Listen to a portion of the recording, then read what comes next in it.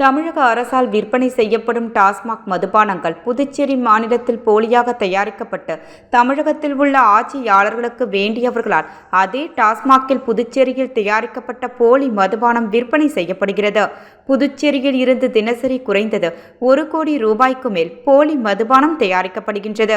ஒரு நாளைக்கு 1 கோடி என்றால் மாதத்திற்கு 30 கோடி, ஆண்டுக்கு சுமார் 400 கோடி ரூபாய் அளவிற்கு புதுச்சேரியில் இருந்து போலியாக மதுபானம் தயாரித்து கடத்தப்படுகின்றது. கடந்த 10 தினங்களுக்கு முன்பு இவ்வாறு கடத்தப்பட்ட போவி டாஸ்மாக் மதுபானம் புதுச்சேரியில் இருந்து தயாரிக்கப்பட்டது. தமிழக கலால் துறையினரால் கண்டுபிடிக்கப்பட்டது. இது சம்பந்தமான வழக்கு யார் யார் மீது பதிவு செய்துள்ளனர் என்பது தெரியவில்லை. தற்போது தமிழகம் முழுவதும் டாஸ்மாகில் தமிழக திமுக ஆட்சியாளர்களால் நடத்தப்படும் ஊழல் முறைகேடுகள் குறித்து அமலாக்கத்துறை விசாரணை நடத்தி வருகின்றது. கடந்த 10 தினங்களுக்கு முன்பு புதுச்சேரியில் இருந்து போலியாக தயாரிக்கப்பட்டு தமிழக டாஸ்மாக் கடைக்கு அனுப்பப்பட்ட வழக்கு சம்பந்தமாக அமலாக்கத்துறை உரிய விசாரணை நடத்த வேண்டும். புதுச்சேரி மாநிலத்தில் உள்ள 7 தனியார் மருத்துவக் கல்லூரிகளில் 4 நிகர்நிலை பல்கலைக்கழகங்கள் சட்டத்தில் உள்ள ஓட்டைகளை பயன்படுத்தி அரசுக்கு மருத்துவ இடம் கொடுக்காமல் உள்ளனர். மீதமுள்ள 3 தனியார் மருத்துவக் கல்லூரிகளில் உள்ள 650 இடங்களில் 50% இடங்களான 325 இடங்கள் அரசுக்கு வழங்க வேண்டும்.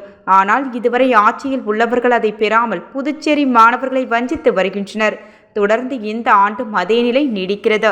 முதலமைச்சர் ரங்கசாமி அவர்கள் அரசுக்கு தேவையான 50% இடங்களை தனியார் மருத்துவக் கல்லூரிகளிடமிருந்து பெறாமல் கல்லூரி நிர்வாகத்தை அழைத்து பேசி வருவது தேவையற்ற ஒன்றாகும்.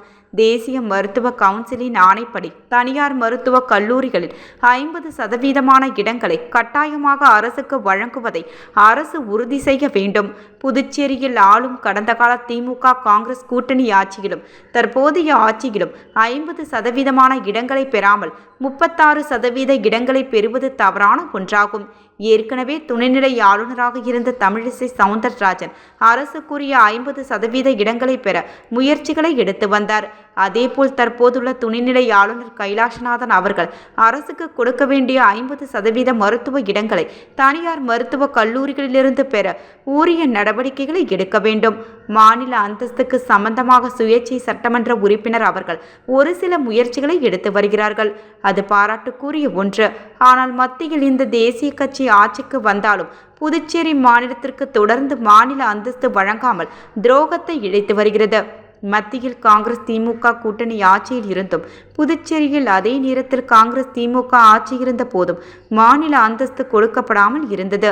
தற்போது மத்தியில் பாஜக ஆட்சி அமைந்துள்ள நிலையில் பாஜக கூட்டணி ஆட்சி புதுச்சேரியில் நடந்து வரும் நிலையில் புதுச்சேரிக்கு மாநில அந்தஸ்து கொடுக்க முடியாது என மத்திய பாஜக அரசு தெளிவாக கூறியுள்ளது.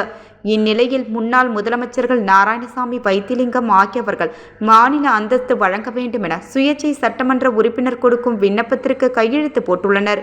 மத்தியிலும் மாநிலத்திலும் ஆட்சி அதிகாரத்தில் இருந்தபோது மாநில அந்தஸ்து பெற்று தராதவர்கள் தற்போது மாநில அந்தஸ்திற்காக கையெழுத்து போடுவது மக்களை ஏமாற்றும் செயலாகும். துளி கூட வெட்கமே இல்லாமல் கையெழுத்து இடுகின்றனர். இப்படிப்பட்ட சந்தர்ப்பவாத அரசியல்வாதிகளுக்கு மக்கள் சரியான பாடத்தை புகட்டுவார்கள். மாநில அந்தஸ்து பெறுவது என்பது அதிமுக கொள்கையாகும். மாநில அந்தஸ்துக்காக மாண்புமிகு புரட்சித் தலைவி அம்மா அவர்களின் காலத்தில் இருந்த மாண்புமிகு எடப்பாடியார் காலம் வரை பந்த் போராட்டம் உள்ளிட்ட பல கட்ட போராட்டங்களை அதிமுக முன்னெடுத்து நடத்தியுள்ளது. மாநில அந்தஸ்து பெறுவது ஒன்று மாநில வளர்ச்சிக்கான தீர்வாகும் என்றார்.